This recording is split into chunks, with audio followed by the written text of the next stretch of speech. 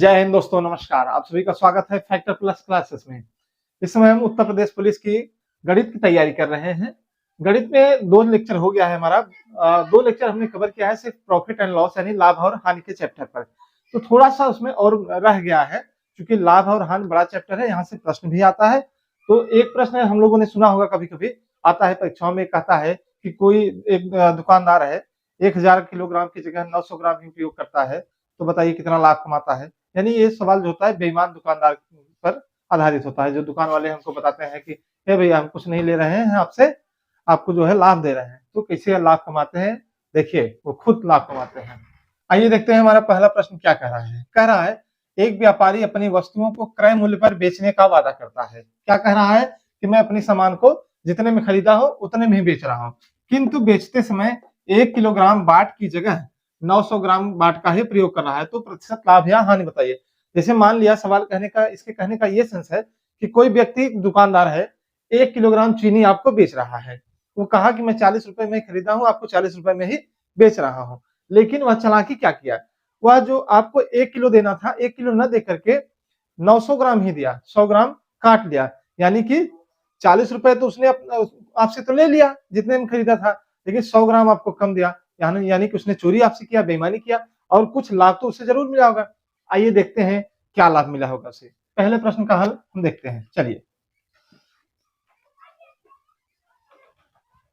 कह रहा है 1 किलोग्राम बाट की जगह इसके पास कितना था, ये हमारा सीपी है यानी क्रय मूल्य है। कह रहा है 1000 इसके पास था, लेकिन बेचा कितना है ये 900। कितना चोरी किया है, 1000 के देना था, 900 दिया, तो घटा देंगे कितना आएगा 100। 100 की चोरी कितने पे कर रहा है। यहाँ इसके पहले हम लोग क्या करते थे, नीचे क्रय मूल्य लिखते थे, लेकिन अब यहाँ 900 ही दे रहा है। 1000 देना था लेकिन दे कितना रहा है 900, यानी बेच रहा है 900, तो यहाँ 900 हम नीचे लिखेंगे। ठीक, अब प्रतिशत लाभ हानि पूछा है तो यहाँ 100 का गुणा कर देंगे। अब इसको हम हल कर लेते हैं, 2 शून्य से 2 शून्य ये कट गया, 100/9 बचा, तो हमारा ये आ जाएगा, भाग देंगे 100 में 9 का, 11 9 99, 11 सही 1/9% का लाभ कमाया। क्या किया या लाभ कमा रहा है कितने का, 11 सही 1/9% का। कभी कभी यह सवाल जो होता है एकदम यही सवाल उठा करके परीक्षाओं में दे देता है। कई बार यह सवाल परीक्षा में पूछा जा चुका है। इसका उत्तर 11 सही 1/9 आता है। चलिए, अब हम बढ़ते हैं दूसरे सवाल की तरफ। हमारा दूसरा सवाल कह रहा है एक विक्रेता अपनी सभी वस्तुओं को क्रय मूल्य पर बेचने का दावा करता है। वह कह रहा है कि मैं जितना भी सामान देता हूं क्रय मूल्य पे देता हूं, किंतु 20% कम तौलता है। यानी कि जितना सामान दे रहा है उसमें से 20% काट लेता है, तब उसे लाभ होगा या हानि, उसका लाभ प्रतिशत या हानि प्रतिशत बताइए। चलिए, ये क्रय मूल्य है, सीपी यहां लिखेंगे। ये कितना कह रहा है, ये कह रहा है कि 20% कम तौलता है। तो 20% का मतलब कितना होता है, हम लोग जानते हैं 20/100%, का मतलब 100 हो गया। 20 एक कम 20, 20 पंजे 100 बराबर 1/5। यानी इसका जो है क्रय मूल्य 5 है, और इसे देना चाहिए ज्यादा, लेकिन चोरी कर रहा है। कितने की, 1 की चोरी कर रहा है। ये दे कितना रहा है, 5 के बजाय कितना दे रहा है 4।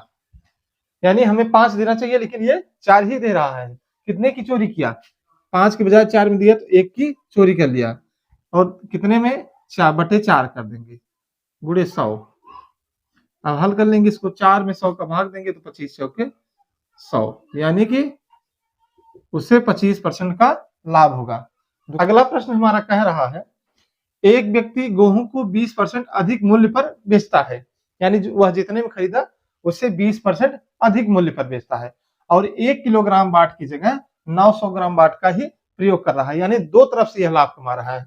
एक तो जो है जितना में खरीदा, मान लो 10 रुपए में खरीदा, तो 20% बढ़ा करके बेचा, 2 रुपए और बढ़ा दिया, 12 रुपए में बेच रहा है। चलिए, 2 रुपए यहाँ भी कमा भी रहा है, उसके बाद किलोग्राम में भी कमा रहा है। 1 किलोग्राम देने के बजाय 900 ग्राम ही दे रहा है, दो जगह से लाभ कमा रहा है। तो कुल उसका लाभ प्रतिशत बताइए। चलिए, ठीक है, इसका सीपी यानी क्रय मूल्य यहाँ लिख दे, यहाँ एसपी। कह रहा है एक व्यक्ति 20% अधिक मूल्य पर बेचता है। 20% बटा 20/100 यानी कि 20 पंजे 100, ठीक, ये 5 है,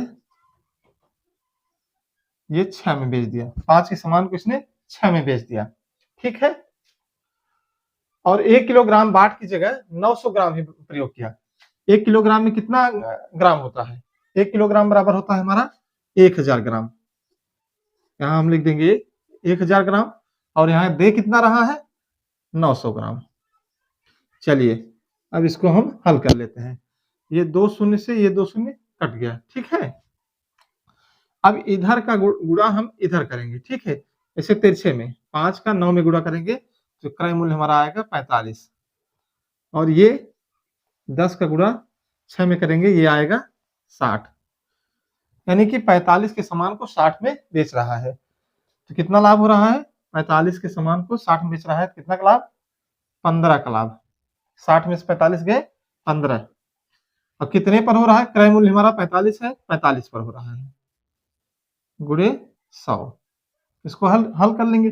15 में एक कम 15 3 45, 100 में 3 का भाग देंगे तो 33 सही 1/3% प्रॉफिट। प्रॉफिट यानी लाभ, प्रॉफिट को लाभ कहते हैं। ठीक, अब हमारा एक प्रश्न और बचा है, इसको भी हम ले लेते हैं, इस पर भी हल कर लेते हैं। इसी प्रकार के प्रश्न पुलिस की परीक्षा में जो है लाभ हानि के जो होते हैं बेईमान दुकानदार वाले पूछे जाते हैं।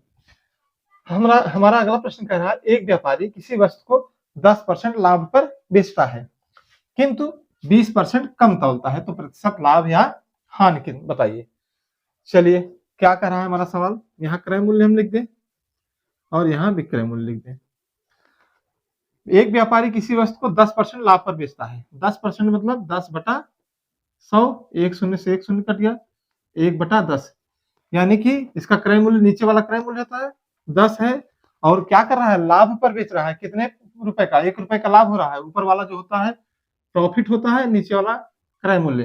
क्रय मूल्य हमारा 10, ऊपर हमारा लाभ है, प्रॉफिट है। तो 10 रुपए का सामान को 1 रुपए का लाभ ले रहा है, तो बेच कितने में रहा होगा? 11 में। 10 के सामान को 11 में बेचेगा तभी उसे 1 रुपए का लाभ होगा। अब आगे सवाल कह रहा है, किंतु वह 20% कम तौलता है। कितना कम तौलता है? 20%, यानी कि 20/100 करेंगे तो काट देंगे, 20 पंजे 100, 1/5। यहाँ 5 है, लेकिन क्या कर रहा है? 1 कम तौल रहा है, 4 ही तौल रहा है। 5 तौलने के बजाय 4 ही तौल रहा है। चलिए अब इसको हम हल कर लेते हैं तिरछे तिरछे पे। क्रय मूल्य इसका क्या हुआ? 10 चौक 40 रुपए, और यह विक्रय 11 पचे 55। 40 के सामान को 55 में बेच दिया, कितना लाभ कमाया? 15 रुपए का लाभ कमाया। ठीक, कितने पर? क्रय मूल्य नीचे लिखेंगे तो क्रय मूल्य के नीचे क्या है? 40 रुपए पर 40 रुपए लगाया है, 15 रुपए कमाया है। तो 5 तिहाई 15, 5 अठे 40, 4 दूनी 8, 4 25 ही है 100, 25 तिया 75, 75/2।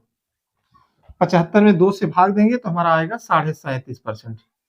37 सही 1/2% लाभ, प्रॉफिट। ठीक, ये हमारा बेईमान दुकानदार वाला कुछ सवाल बच गया था पिछले चैप्टर में, अब पूरा हो गया। तो अब हम पढ़ते हैं बट्टा के विषय में, जो आज का हमारा चैप्टर है। बट्टा कहते किसे हैं? जब हम दुकान पर जाते हैं सामान खरीदने, मान लीजिए सामान हमारा हुआ 100 रुपए का, तो हम दुकानदार से क्या कहते हैं कि 10 रुपए छोड़ दीजिए, भाई साहब 10 रुपए छोड़ दीजिए, ये सामान जो आपका 100 रुपए का हुआ है 90 ले लीजिए, 10 मत लीजिए। यानी कि हम उससे 10 रुपए की छूट मांग रहे हैं। वही छूट क्या कहलाती है? हमारी बट्टा कहलाती है। क्या कहलाती है? दुकानदार ने कहा कि भाई साहब इसको मैंने, इस पर एमआरपी लिखा है 100 रुपए, मैं आपको 90 में ही दे रहा हूँ, 10 रुपए का डिस्काउंट दे रहा हूँ। ठीक है, यानी कि एमआरपी किसे कहते हैं? मैक्सिमम रिटेल प्राइस, जो अधिकतम खुदरा मूल्य होता है कि ये दुकानदार इससे ज्यादा में नहीं बेचेगा, तो उसे अंकित मूल्य भी हम कहते हैं हिंदी में। बट्टा में उसका प्रयोग बहुत ज्यादा होगा। एमआरपी का जो छूट देता है उसे हम डिस्काउंट कहते हैं। चलिए इसमें कुछ चीजें हैं, फंडामेंटल चीजें हैं, उसे हम जान लेते हैं। यह चैप्टर और जो है लाभ हानि का चैप्टर एक सेम ही है, थोड़ा बहुत हल्का फुल्का अंतर है, नहीं तो वह ऐसे ही है। ठीक, चलिए जैसा कि हम लोग जानते हैं कि किसी भी प्रतिशत को भिन्न में कैसे बदलते हैं। यदि हमसे कह दिया कि 10%, तो 10% को हम क्या करते हैं? 10 लिखते हैं और परसेंट बराबर नीचे कर देते हैं 100। शून्य से शून्य कट गया, हमारा 1/10 आ गया। ठीक, परसेंट को बदलने के लिए नीचे 100 का भाग दे देंगे, तो उसके बाद ये शून्य, एक शून्य कट गया, 1/10 बचा। ठीक है, इसी तरीके से कोई भी मान आ जाए, मान लीजिए 12.5% आ गया हमारा। ये सब मैं पहले लेसन में आपको बता चुका हूँ, एक बार याद कराने के लिए मैं आपको बता रहा हूँ। 12 दूनी 24, 1 25, 25/2, यहाँ 100 जैसे नीचे गुणा करते हैं यहाँ भी कर देंगे, 25 चौके 100 बराबर 1/8। ठीक, ये चीजें थोड़ा सा फंडामेंटल चीजें हैं कि चलिए मान लीजिए कि आपका जो सामान है उसकी कीमत 100 रुपए हुई, लेकिन मैं दुकानदार कह रहा है कि मैं आपको एक बार 10% का बट्टा दूंगा, यानी कि 10% छोड़ूंगा, फिर क्या करूंगा 20% छोड़ूंगा, ठीक है, और एक बार 10% छोड़ूंगा। ठीक, और अगली बार कह रहा है या तो मैं आपको 2 बट्टा दूंगा, 2 छोड़ दूंगा, आपकी जो इच्छा कहे सो लीजिए। ठीक है, या एक बार कहा कि मैं आपको 10%, फिर 20%, फिर 10% दूंगा, लेकिन अगली बार क्या कह रहा है कि मैं आपको सीधे सीधे 40% दे देता हूं। देखिए दिमाग थोड़ा सोचिएगा, दुकानदार कह रहा है कि भैया आपका 100 रुपए का सामान हुआ है, इस पे आपको मैं 3 छूट दूंगा। क्या क्या, एक बार 10% दूंगा, फिर उसके बाद 20% दूंगा, फिर 10% दूंगा, एक तो ये छूट दूंगा, अगर आपको उस पर लेना हो तो ले लीजिए, एक नहीं तो दूसरी शर्त मेरी है कि जो सामान आप लिया है उस पर 40% का मैं बट्टा दे दूंगा, 40% मैं आपको पूरा पूरा छोड़ दूंगा। तो बताइए हम कौन सा बट्टा ले ताकि अच्छा रहे। एक वस्तु पर 10% का बट्टा एक बार दिया, फिर एक बार 30% का, फिर एक बार 10% का। ठीक, फिर अगले चरण में क्या किया, एक बार 5% का बट्टा दिया, फिर एक बार 40% का बट्टा दिया, फिर अगली बार 5% का बट्टा। फिर तीसरी शर्त क्या थी, एक बार 10% का बट्टा दिया, एक बार 20% का बट्टा दिया, एक बार 20% का बट्टा दिया। तो इसमें कौन सा बट्टा सबसे उचित होगा। तो देख रहे हैं 10 और 30, 40, 40 10 50, इसका मान कितना है 50 है, 50% छूट यहाँ दे रहा है। यहाँ 5 और 40 45, 5 50, यहाँ भी 50% है। यहाँ 10 और 20 30, 30 20 50, यहाँ भी 50% है। ठीक, तब बताइए कि सबसे अच्छा बट्टा कौन होगा या सबसे बड़ा बट्टा कौन होगा, सबसे बड़ा बट्टा कौन होगा।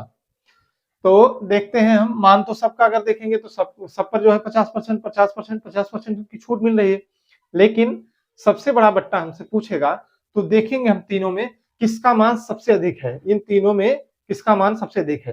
देखिए यहाँ 10 है, यहाँ 30 है, यहाँ 10 है, यहाँ सबसे बड़ी वैल्यू कितनी है 30 है, यहाँ क्या है 5 है, 40 है, 5 है, यहाँ सबसे बड़ी वैल्यू 40 है, और यहाँ 10 है, यहाँ 20 है, यहाँ 20 है, तो सबसे बड़ी वैल्यू यहाँ 20 है। तो चलिए इन तीनों में देखिए 20 30 40 में कौन सबसे बड़ा है, 40 सबसे बड़ा है, तो यह बट्टा सबसे अधिक हो।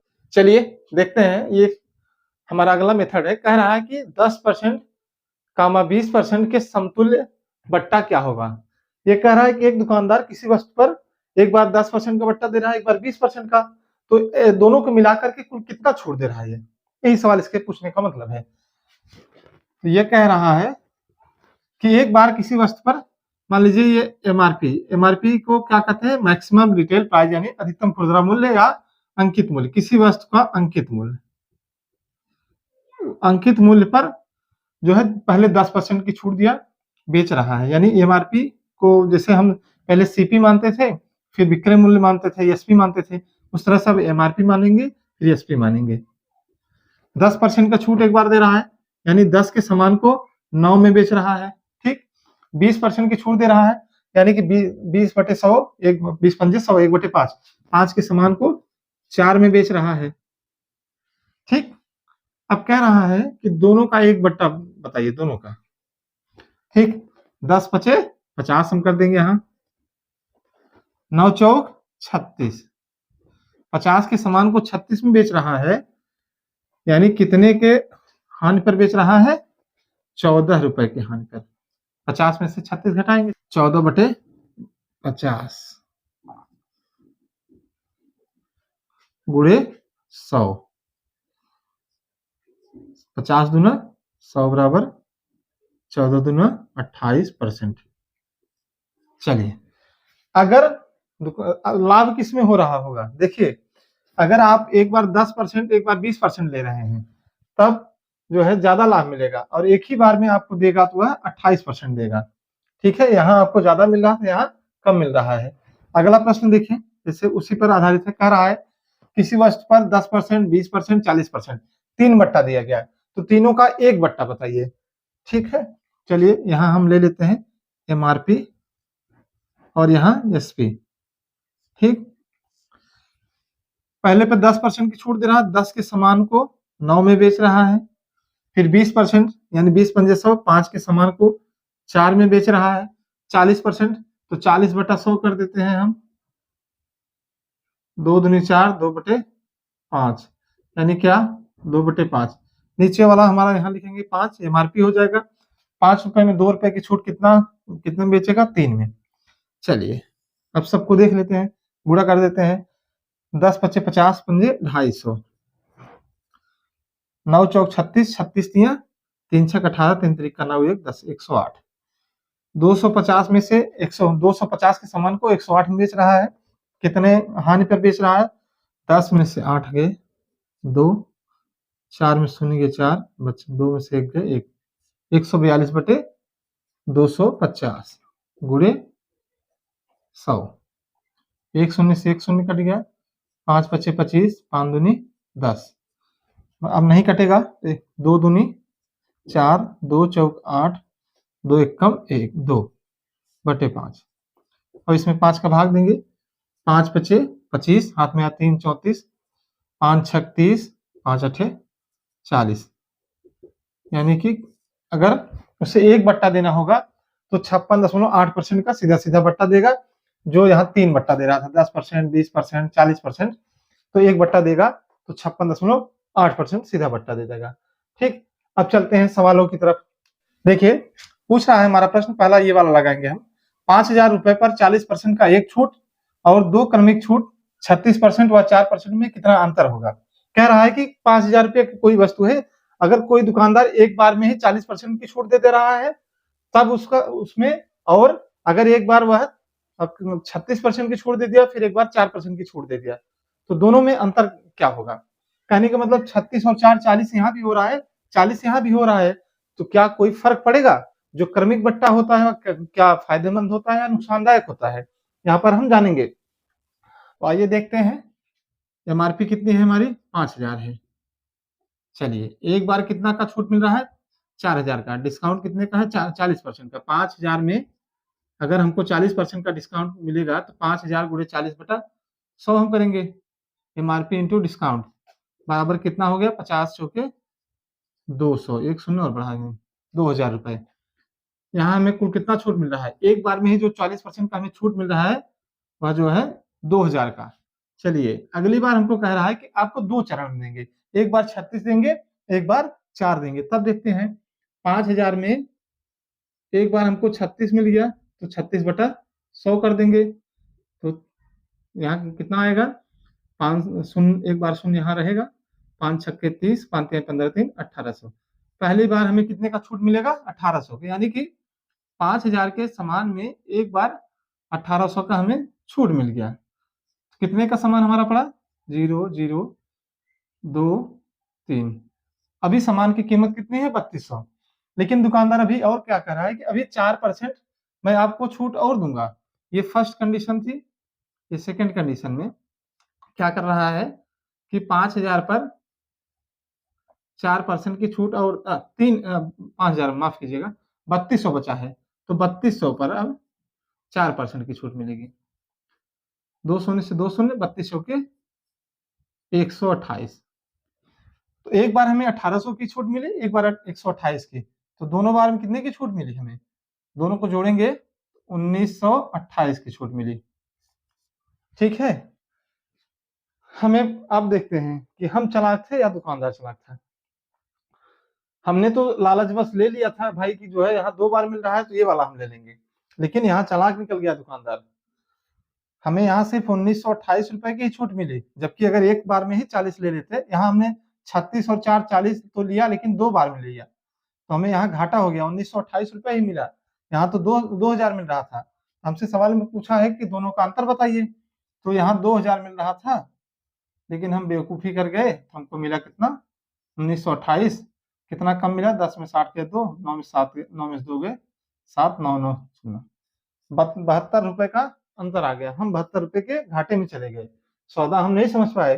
तो ध्यान दीजिएगा, आपसे अगली बार से जब भी दुकान पे जाइए, अगर दोनों जो बट्टा मिल रहा है, एक मुश्त वाला और क्रमिक वाला, दोनों को जोड़ने पर मान बराबर आ रहा है, तो एक मुश्त बट्टा वाला ज्यादा फायदेमंद होता है।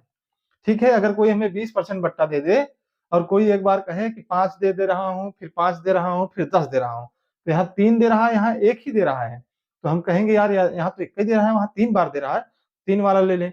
नहीं, वो घाटे का सौदा हो जाएगा, एक मुश्त वाला बट्टा सही होता है। आगे बढ़ते हैं अगले वाले प्रश्न की तरफ। ये हमारा, एक महिला 1285 का छूट पाने के बाद एक साड़ी 7710 में खरीदी, दुकानदार द्वारा साड़ी पर दिया गया प्रतिशत छूट बताइए। क्या कह रहा है कि एक महिला 1285 की छूट पाई है, उसके बाद उस साड़ी की कीमत कितनी पड़ रही है, 7710, यानी दुकानदार ने उसकी कीमत कुछ रही होगी, मैं नहीं जानता, उसको बेचा कितने में है, 7710 में। महिला ने खरीदा है तो दुकानदार ने तो बेचा ही है ना भाई, तो 7710। लेकिन महिला ने क्या किया था, इस पर 1285 की छूट पाई थी। यदि हम इसमें 1285 जोड़ देंगे तो दुकानदार का कीमत नहीं निकल जाएगा, निकल जाएगा ना, एमआरपी इसकी हमको मालूम हो जाएगी। 1285 इसमें जोड़ दें हम, 7710 में 1285 जोड़ दें, 5 8 1 9 7 2 9 1995, यानी कि इसकी एमआरपी कितनी आ गई, 1995। अब चलिए, इतनी एमआरपी थी, इतने में बेचा है, तो क्या हो रहा है, लाभ हो, अरे भाई माफ कीजिएगा, 7 1 8, 8995, तो 8995 रुपए की साड़ी थी, 7710 में बेच दिया है, तो डिस्काउंट कितना दिया है उसने, चलिए अंतर कर लेते हैं। अंतर जब 8950 की थी, 7700 में बेचा है, तो यहाँ तो पहले ही बता दिया है कि महिला ने 1285 की छूट प्राप्त किया था, तो यहाँ इसका अंतर 1285 की छूट मिल रही है कितने पे, इसके एमआरपी पर, एमआरपी कितना है, 8995, प्रतिशत छूट के लिए 100 से गुणा करेंगे। अब इसको हम हल कर लेते हैं, 5 से काटिए, 5 1 कम 5, फिर 3 5 5 7 35, 4 गया 49, 5 9 45, यहाँ फिर एक बार गया 5 9 45, 1799, ये 20। अब कुछ करने लायक है, अब कुछ करने लायक नहीं दिख रहा है, तो इसको हम गुणा कर देते हैं। 1285 में 20 का गुणा करेंगे, 0 5 दूनी 10, 8 दूनी 16 1 17, 12 दूनी 24 1 25 बटे 1799, माफ कीजिएगा, 25,700 बटे 1799% की छूट। अगर इसको भिन्न में निकालना हो तो भाग दे करके हम निकाल सकते हैं। फिर हम आगे बढ़ते हैं अपने अगले प्रश्न की तरफ। हमारा अगला प्रश्न जो ये है कि 5000 रुपए का अंकित मूल्य वाले एक पंखे को एक ग्राहक 4600 में बेचा, तो छूट की दर बताइए। किसी पंखे की कीमत 5000 थी, उसको 4600 में बेच दिया गया, तो छूट की दर बताइए। एकदम छोटा सा, एकदम नॉर्मल सा प्रश्न है, जैसा कि कक्षा 4 5 के लड़के भी इसको हल कर लेते हैं, कक्षा 3 के भी। यानी कहने का मतलब 5000 का हमारा सामान था, दुकान पर हम गए सामान लेने, तो उसकी एमआरपी उस पर पंखे पर कितनी लिखी थी, 5000, लेकिन दुकानदार उसे कितना में बेच रहा है, ग्राहक को बेच रहा है कितने में, ग्राहक को 4600 में। तो वही तो पूछ रहा है, कितना छूट दे रहा है, 5000 का सामान 4600 में बेचा, तो 400 की छूट दे रहा है ना, लेकिन हमसे पूछ रहा है परसेंटेज में बताइए, तो 400 की छूट हमको कितने में मिल रही है, जो एमआरपी पर मिल रही है, तो एमआरपी को हम नीचे कर देंगे, 5000 गुणे 100 कर देंगे, 2 शून्य से 2 शून्य कट गया, 1 शून्य से 1 शून्य कट गया, 5 दूनी 10, 4 दूनी 8%, छूट कितना होगा, 8% का। चलिए अगले सवाल की तरफ हम बढ़ते हैं। अगला सवाल हमारे ये है, एक पियानो का अंकित मूल्य 1500 था, बेचते समय उस पर 20%, 10% तथा 20% की 3 क्रमिक छूट दी गई। तो उसका विक्रय मूल्य कितना था। ठीक है, चलिए इसको सॉल्व करने का दो तरीका है। या तो जैसे हम जानते हैं विक्रय मूल्य में, विक्रय मूल्य बराबर क्या होता है, एमआरपी इंटू डिस्काउंट। भाई जैसे कोई सामान है उसमें कुछ छूट दे दिया आपने, तो जो बचेगा वही तो विक्रय मूल्य आएगा। यानी कि 10 रुपए का सामान था, 100 रुपए का सामान था मान लीजिए, उस पर हमने 5% का छूट दे दिया, तो 100 रुपए में 5 रुपए निकाल दिया हमने, तो तभी तो विक्रय मूल्य हमको मिलेगा 95 रुपए। तो उसको जो है उसी तरीके से हल कर लेते हैं नॉर्मल वे में। कितना है इसका अंकित मूल्य 1500 है, 1500 उस पर छूट कितने की दे रहा है, 20% की छूट दे रहा है, तो सामान 80 होगा ये। इसको हम ऐसे करेंगे, 20% निकालने के बाद कितना बचेगा 80, फिर 10% निकाल दिया तो बचा 90, फिर 10% निकाल दिया तो बचा 90, 90/100, 2 शून्य से 2 शून्य कट गया, 1 शून्य से 1 शून्य, 1 शून्य से 1 शून्य, 1 शून्य से 1 शून्य, 1 शून्य बचा है, 5 दूनी 10, 5 तिहाई 15, 2 चौक 8, 3 चौक 12, 12 नवैये 108, 108 नवैये 9 8 72, 9 एकम 9, 972 रुपए। इसका विक्रय मूल्य कितना होगा 972 रुपए। एक तो ये हमारा तरीका हो गया। या दूसरा तरीका हम ऐसे हल कर लें कि विक्रय मूल्य हमारा एमआरपी कितना है 1500, 1500 पर एक बार इसने क्या किया कि 20% का छूट दिया। ठीक है, पहले इसको स्टेप वाइज हम लगा देते हैं।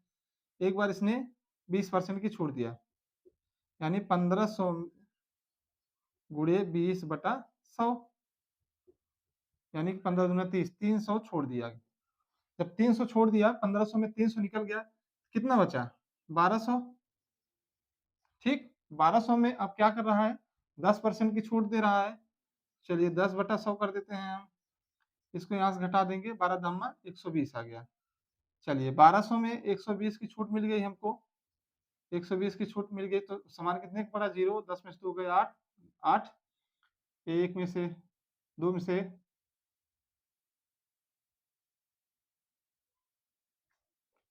हाँ 1 में से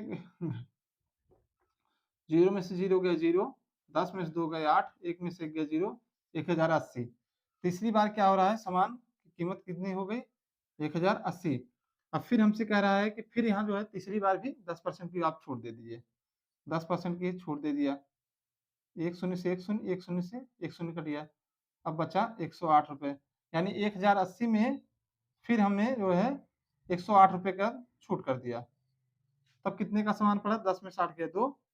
ठीक, यहाँ 8 में से 1 चला गया था, बचा 7, 10 में से 1 गया 9, 972। देखिए यहाँ भी 972 आया, यहाँ भी 972 आया। दोनों मेथड से हम हल कर सकते हैं। ये स्टेप वाइज है, जैसे जैसे कह रहा है वैसे वैसे करते चले गए, इसमें कुछ नहीं करना है, कोई दिमाग नहीं लगाना है।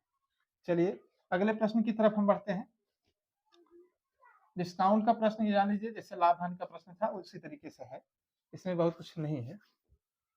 अगला प्रश्न हमारा है, एक दुकानदार किसी वस्तु पर 10% की छूट देता है और उसके बाद भी 20% का लाभ कमाता है। यदि वस्तु का अंकित मूल्य 500 रुपए है तो वस्तु का क्रय मूल्य बताइए। ठीक, इस तरीके का प्रश्न पूछा गया है और पूछा भी जाएगा, पूछा जाता है।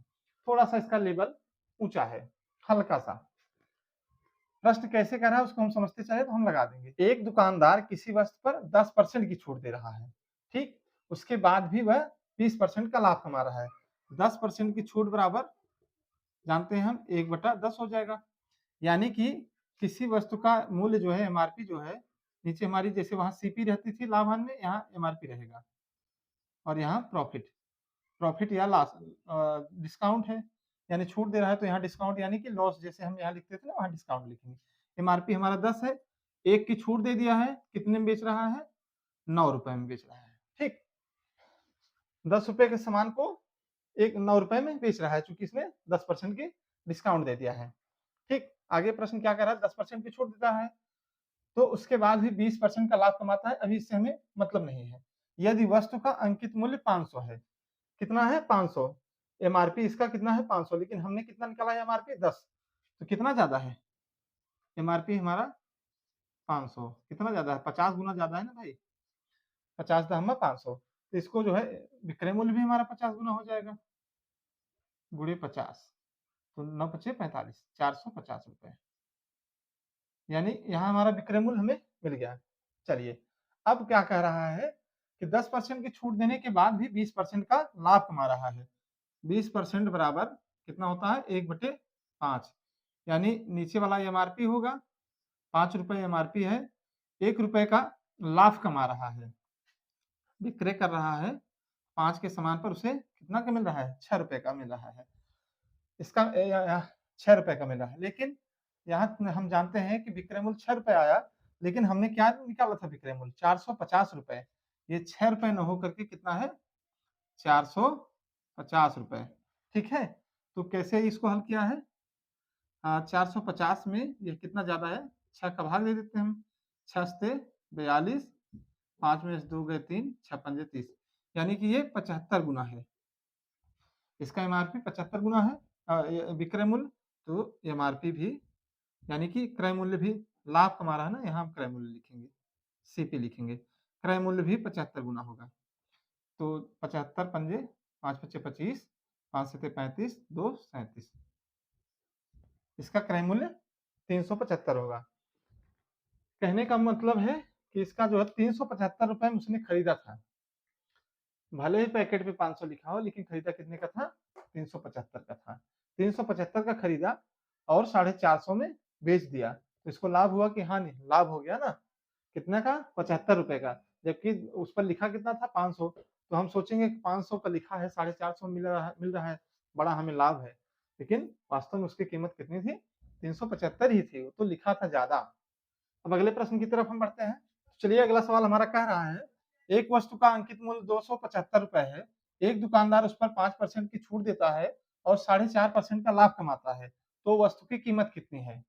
यहाँ 275 हटा करके इसको 280 कर दीजिए, नहीं तो हमको हल करने में थोड़ी दिक्कत हो जाएगी।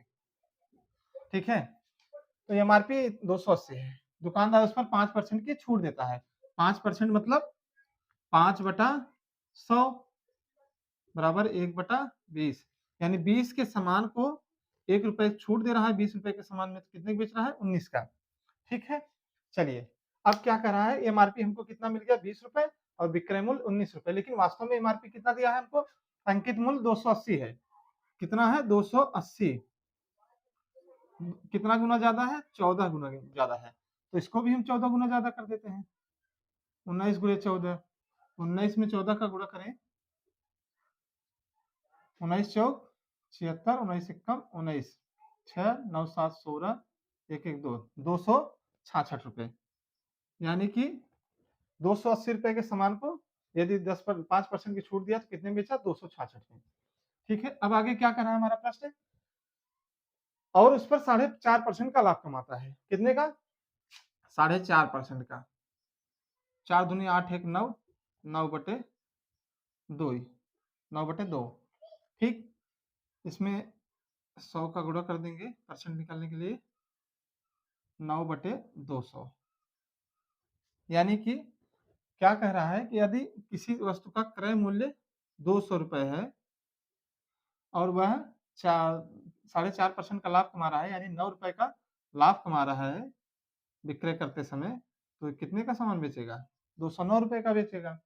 ठीक है, तो जो हमारा क्रय मूल्य हमें प्राप्त हुआ है, विक्रय मूल्य जो हमें मिला है, यहाँ से हमारा विक्रय मूल्य कितना है, 266, लेकिन यहाँ कितना मिला है, 209 रुपए, तो कितना ज्यादा है देख लेते हैं, गुणे बटे यहाँ 266 है, कितना ज्यादा है, 266 बटे 209, 209 से 209 कट जाएगा, 266 यहाँ बचेगा। अब इसको हम उसी तरीके से इतना गुना यहाँ भी कर देंगे, गुणे 266 बटे 209, तो हल करें, 200 में 266 बटे 209,